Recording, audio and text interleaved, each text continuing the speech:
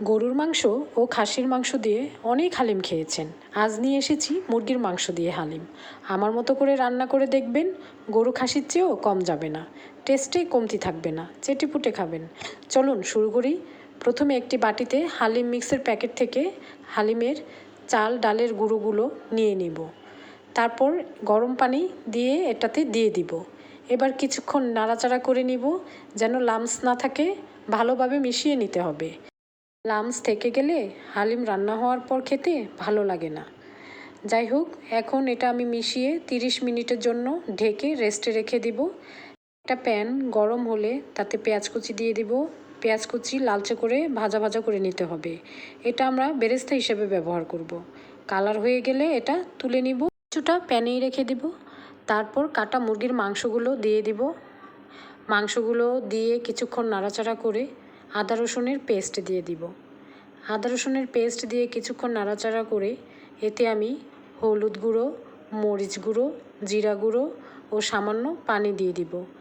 পানি দিয়ে প্যাকেটের মশলা, সেই মশলাটা দিয়ে দিব।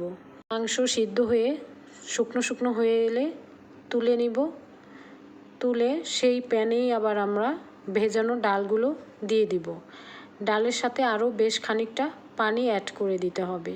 পানির পরিমাণ বেশি রাখতে হবে, কারণ হালিম সিদ্ধ হতে বেশ খানিকক্ষণ সময় লাগে। এখন হলুদ মরিচ গুঁড়ো, জিরে গুঁড়ো আবার পুনরায় অল্প করে দিতে হবে। সাথে হালিমের প্যাকেটের যে মশলাটা আছে সেটাও কিছুটা এখানে দিয়ে দিব। এরপর নেড়েচেড়ে বেশ খানিকক্ষণ ধরে সিদ্ধ হতে দিব। চাল ডালগুলো খুব ভালোভাবে সিদ্ধ হয়ে গেলে প্যাকেটের বাকি মশলাটা আবার দিয়ে দিতে হবে। মশলাটা দিয়ে কিছুক্ষণ নেড়েচেড়ে রান্না করে নিতে হবে।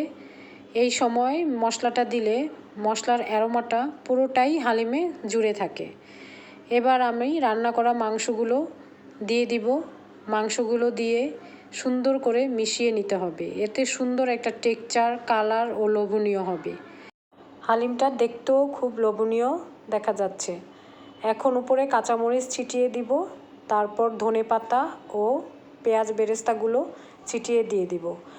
এগুলো হালিমের সাথে মিশিয়ে নিতে হবে। এগুলোর মিশ্রণে হালিমের টেস্ট দ্বিগুণ 3 গুণ বেড়ে যাবে।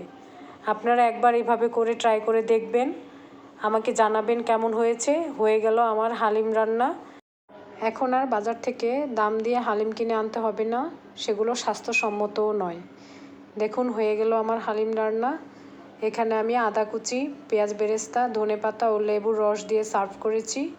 এগুলো মিশিয়ে খেয়ে দেখবেন, খুব স্বাদ হয়।